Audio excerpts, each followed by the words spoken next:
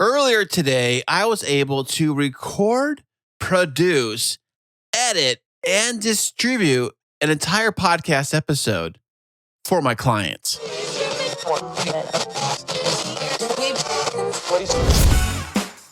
Sound matters. Be heard. Welcome to the podcast where you get exclusive behind-the-scenes tips to make your own show sound truly spectacular. This is Podtastic Audio. Hey, what's happening? How are you doing today? Thank you so much for being here. I am Chris, and this is Podtastic Audio, the show which I've designed and created to help you create your amazing podcast of your very own. Hey, do you even have a podcast? Maybe you're thinking of starting a podcast. You don't know how to start one, what to do, how to do it, whatever. It's very confusing. I know, trust me. It took me a while to figure this stuff out too. When I started back in 2019, I knew literally nothing about nothing. I mean, so much of nothing that I knew was that when I finished creating an MP3 file, I was so proud of myself. And I was like, okay, let's fire up the old iTunes on my Windows computer and let's send this MP3 file into Apple because that's how I assumed you did it. And then I had to look up what is an RSS feed? What are they even talking about? What is all this nonsense? I got to do what now? I got to get a media host? A what? I just thought I just recorded something on my computer and I just threw it in there and it was good to go. That is what I thought is how you made a podcast. But we all know that is not how you do it. So you may not be aware, but Podtastic Audio, more than just this podcast right here, is my actual real company. I am the CEO of Podtastic Audio. So basically meaning that, I own my own company and I have a business license and the whole 9 yards. So what is Podtastic Audio, the company, versus Podtastic Audio, the podcast? So I got the idea for Podtastic Audio, the company side, about a few years ago while I was at work. I am in the transportation business, which means I am driving most of my days at work, if not all of them, which means I also love to listen to audio podcasts because I'm behind the wheel driving. If you are a driver, you know this all too well, that the radio, podcasts, audiobooks, basically all things that are audio related are your go-to for pretty much everything. So podcasting pretty much for me became second nature when I've already listened to so many hours and years of radio and podcasting and all kinds of different things that when I came up with the idea of using an audio podcast as a way to communicate to your employees within, say, a trucking company or any kind of company, really, it does not have to be isolated to trucking, but I can see the benefits with a trucking fleet, being able to communicate to all of your drivers all over the world all at the same time via an audio podcast. It could be anything from training stuff you got to do. It can be announcements. It can be anything about the company, anything that you want to tell the driver directly and not have them stop what they're doing and park the truck and go inside and do a 1, 2, 3, or even 5 hour class or meeting. That is production being lost. And I got me thinking that, wait a second, if these companies only had their own podcast for their employees of that company, then there would be no loss of production. That is the beauty of an audio podcast versus a video podcast. I know video is all the rage. Everyone's swearing by video. But the best part about audio is that it can be physically consumed while you're physically doing something else at the exact same time. And if you're in the business of productivity, having audio being fed into your employees while they're physically producing products or doing services for you and your business at the same time, you do not have to stop production. And every day you stop production, that's money lost. So that was the idea behind Podtastic Audio, the company, which now I record and produce and edit and distribute podcasts for businesses from the ground up. And just earlier today, I had a recording session with my clients where I took that audio, I edited that audio, I made it sound phenomenal, I produced the whole entire show, and I sent it out to their podcast media host to be distributed on Monday, probably the same day that this episode is going to be coming out. I did all of that this afternoon. So today, I thought it would be nice to kind of show you the behind the scenes on how I physically record their podcast for them, take that audio, what I do with that audio, how I produce that audio, and how I send it out to their podcast and media host to be distributed very easily for them. Now, because I already have a normal job, which I work pretty much about 12 hours per day at every single day, you're thinking, Chris, how do you even have time to even sleep, let alone create a podcast for somebody else? Hold up, I'll get to all of that. I'll tell you how I do everything. But because I have very limited time to do anything extra other than work and sleep, which means I have to have very good time management. The time that I am available, I need to know when that is and when I physically can create the podcast for my clients. And because I'm so limited on available time, I make sure that I never, ever overpromise, especially when money is involved. Now, Podtastic Audio, the company side, may just sound like just any other podcast editing service, but it's not, because what I do that they don't do is I physically record their podcast for them live. Now, how do you even do that? When you deal with a lot of these businesses and companies, they may like the idea of a podcast. They may know what a podcast is, but they do not know how to physically record one. So to fix this problem, I just decided to record their podcast for them. And no, I'm not talking about me being on the microphone with my own voice recording their show. I'm talking about them with their guests, with their company employees, all of them on the show at the same time. And I record everything right here in this room. And no, I don't invite everybody over to the house to do a recording session. That would be nice, but no, I record everything remotely. There was only one time that I went to their building in person and did an actual recording in their conference room with 4 microphones, and they all handheld them and they all talked around the conference table, and I was sitting there recording it all. I only did that one time, but everything else has been done 100% remotely. Remote audio gets fed into me directly using Cleanfeed. Now, I have the Cleanfeed Pro account, which allows me to be able to record multi-track recording for each and every person on the call for that recording. Basically, I just send them Cleanfeed links. They all link into me, usually it's between 2 to 4 participants, so 5 including myself, but I mute myself out of the conversation. I'm not recorded. With the Cleanfeed multi-track feature, I'm able to record each and every one of them, taking myself out of the recording. So it's only recording them. They're hearing themselves while I'm on mute, and I'm recording it on the Rodecaster Pro 2 as a backup. And of course, I'm recording the multi-tracks within Cleanfeed as they do their show. And while I'm listening to them do their show, I'm monitoring their levels. If something happens, I stop the recording, I jump on, and I say, hey, so-and-so dropped out or so-and-so came in.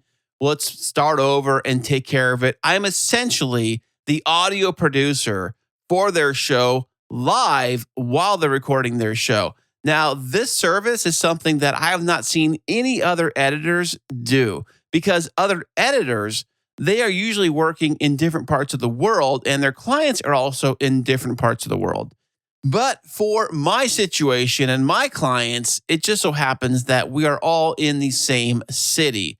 So it all works out great time zone wise, but they usually will bring in another participant from another office, say in the East Coast or Midwest or somewhere else, different time zones, but it doesn't really matter because the time that I have set for the recording session is based on the time that I'm available. Remember earlier when I said I only had a small section of time to physically do any kind of podcasting really at all? Well, I have created a Calendly account to represent those hours.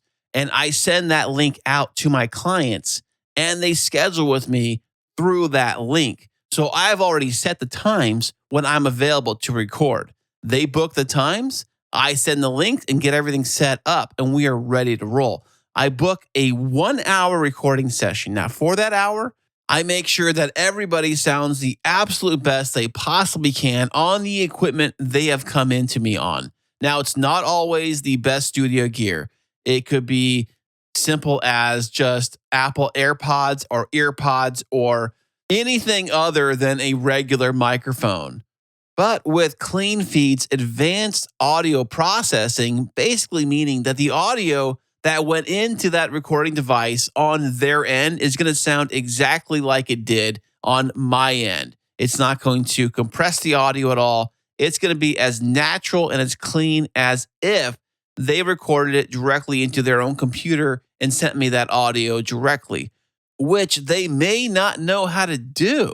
And even if they did know how to do that, that sounds like a total nightmare because what if they say, oh, Joe forgot to record on his side, or Susie forgot to record on her side, or I got the files from Mike and Jim, but for some reason, John, he's not sending the files over. I can't get a hold of him. Oh, he's on vacation this week, so we're not going to get you the files till he gets back. Hey, screw all that. With Cleanfeed, I have the files immediately, and I mean the second I hit download on Cleanfeed while they're even talking, I can download everything they said so far. It takes approximately about half of 1 second to get all of those WAV files delivered to my computer. And once I have them, I can immediately start to work on their podcast with the editing, the producing, uploading, everything right then and there. They can hang up as soon as we're done talking, go their separate ways, and they can know for certain that I have the audio files and I can create something amazing for them.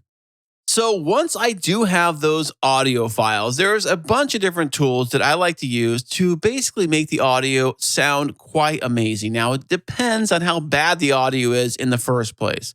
Usually it's not really bad. It's just that they may not come in on microphones. They may use those earbuds and things of that sort. So I got to take something that sounds like it came in with earbuds and make it sound like it came in with a regular microphone. Now, what do? There are a few tools, I'm going to tell you about them right now, that I use to enhance my client's show, make sure their show sounds the absolute best it possibly can. Now, I know I've mentioned these tools before on this podcast, but I'm going to tell you again really quickly here is that I like to use Levelator. I found it on the Mac a while ago, and I still have that application running on my Mac right now. The Levelator, it's free. It balances the audio out, makes it all sound very level, very loud, very crisp. It doesn't remove any noise. So if there's noise in that track, it's going to amplify that noise. Just something to be aware of if you run things through Levelator before really kind of cleaning the audio first. Now, how do I clean the audio quickly? Now, if it's really bad, if I want to take something that's recorded on something that was not a microphone, but I want to make it sound like a microphone, what I will do is run it through the Adobe Podcast Enhance. Now, that tool, I do pay for it. And what it can do is it does give kind of a muffled sound. It's really designed to take away a lot of that room booming echo sound, some of that pitchy, high-pitched sound out of the microphone. But when it does do that, what it really starts to do is really kind of muffle the sound a little bit. So you have to be aware of that kind of sound. So I will run things through that. I've also been playing with the new Xsound, which I have. It's one app that I bought not that long ago. And it does a really good job of maybe removing some of the background noise. but also kind of keeping the crispness of the audio, not really muffling it too much. So a combination of both those things, all three of those things, if you include Levelator, I kind of play around with that stuff for each audio track to see which one I like the best. Then I dump all their audio tracks into Audacity.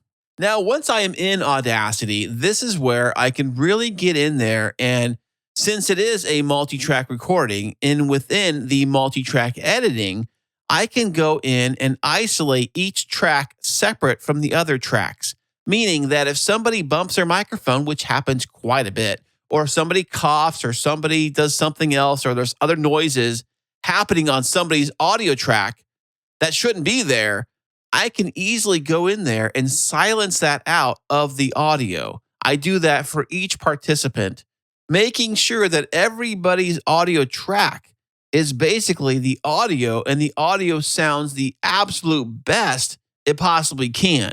And this is where I play around with Audacity and with the real-time audio effects, meaning that each audio track, I can really tinker and tweak and adjust each track individually with all kinds of variations of sound. I can bring up the bass, bring down the treble, vice versa. There's lots of different versions of enhancements, and they're very easy to use.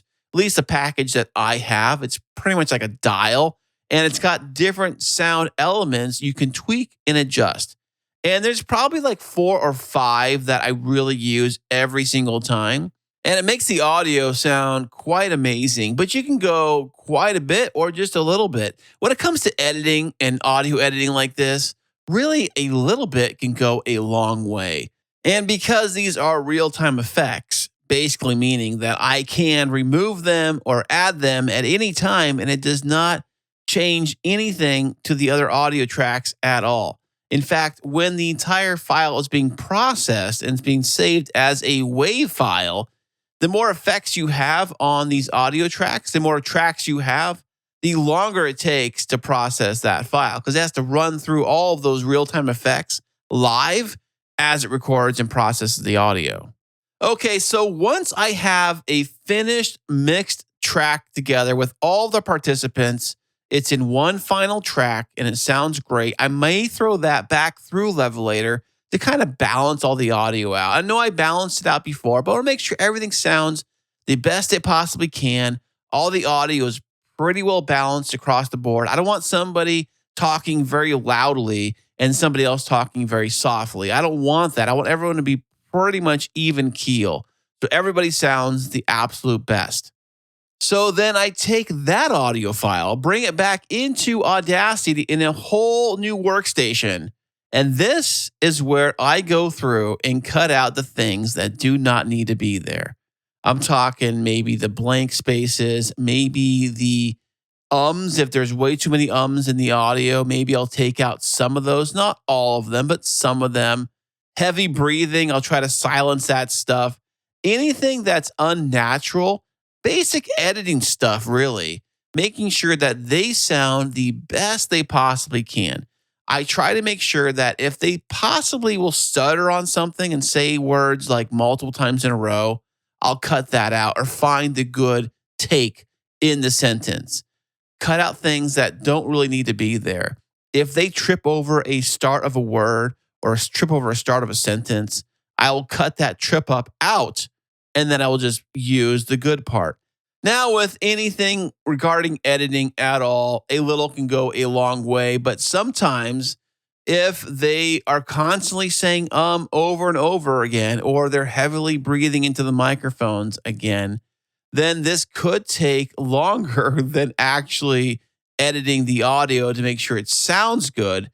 This part could take longer. But I'm sure you already know that, because in the early days of my podcasting journey, I would spend like literally hours just cutting and trimming. It seemed like every single time we would say something and have like this longer gap in between, I would like, no, that can't happen. We got to cut that out. I got to get everything trimmed up to be very quick. And that's not always necessary. You can have longer pauses in between words. You can have longer thought processes. I mean, not super long, but like it doesn't have to be so quick that it's music. It's somebody talking, having a normal conversation as we normally do. When I edit anything at all, I try to make it sound as if it wasn't edited at all. A really good edit means you don't even know it was edited at all. It sounds phenomenal. And you're always wondering, are they really that good? No, they're not. It takes good editing. And how do you become good at editing? Well, it takes lots and lots of practice. The more practice you put in, the better you're going to get. And with each and every single episode that you edit and produce, hopefully you get a little better at it. You should probably be listening to your own content, to your own podcast. And with each time you do listen, you would be like, hey, I should have taken that out. Or why did I leave that in? Or why is that person's audio just a little bit off compared to the other person's audio? Why does my audio sound like this or like that? The more you listen with the ears of somebody that wants to evolve and possibly get better with each episode, the better you're going to get. And that's how I do it for their show and for my show. So once I have physically edited the best I possibly can, the audio sounds the best it possibly can, we are not done yet, because this is where the fun part happens. We're going to take their WAV file and we're going to turn it into an MP3 file that we can send out to their podcast media host. But before we do that, we're going to enhance it a little bit. We're going to add in some intro music at the very beginning, which is going to fade out underneath them as they come in talking. Now, before we recorded our very first episode with them, I gave them samples of music that was royalty-free of things I thought they might like.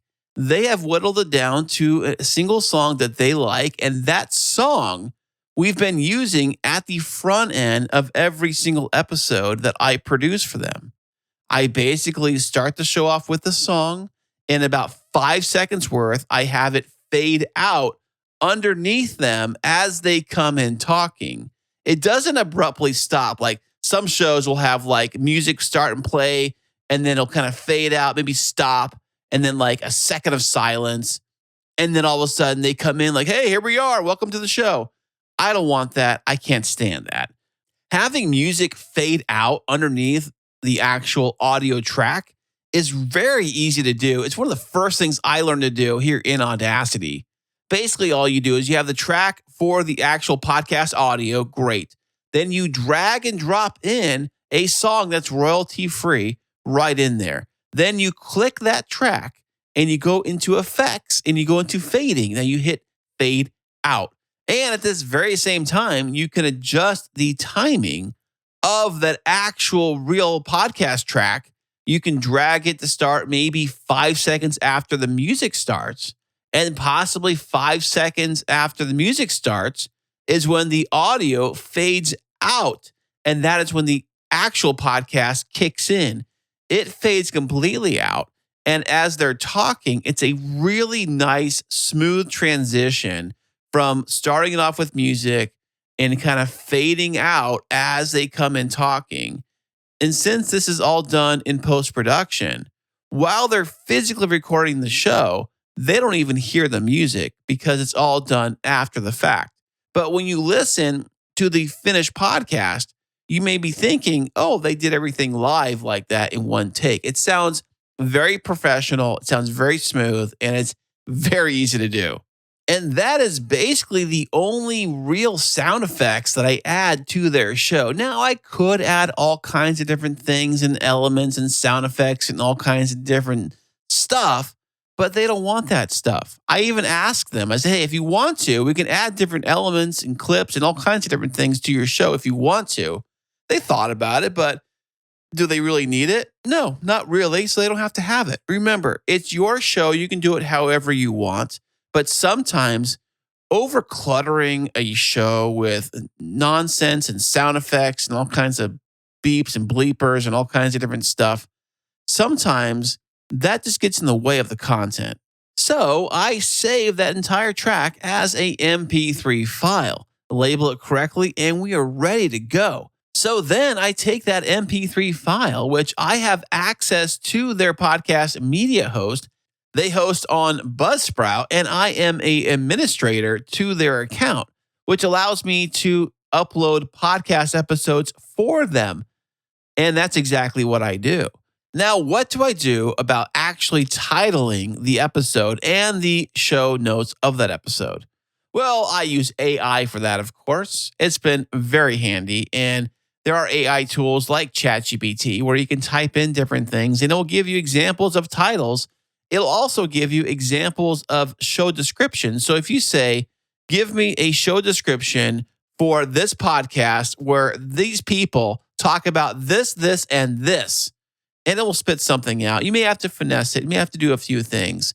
But I don't think they're looking for these drawn out, epic show notes. They want basically something that looks great, that gives a basic description of the episode, keeping things very simple and very easy. So once that is up, it is good to go. I set a delay for when this is going to go live, which I usually like to go with Monday morning. And I usually set it around 3 a.m. Monday morning, my time. And the reason why I set things to go out on 3 a.m. is because that is 6 a.m. on the East Coast. And they have listeners and offices all throughout the country, West Coast and East Coast. So if they have employees that are listening to the show, I want to make sure they have it as soon as they get up Monday morning.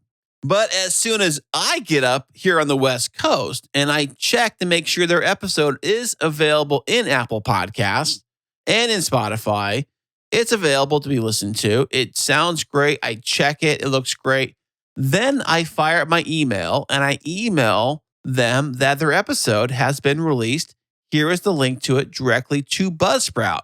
Now, the reason why I send them directly to the Buzzsprout link, because on the Buzzsprout link, not only can you play the episode, it also has links to Apple, Spotify, all the big players right there under the episode, because I don't know where they listen to the show. They could listen to it on Spotify. They could listen to it on iHeart.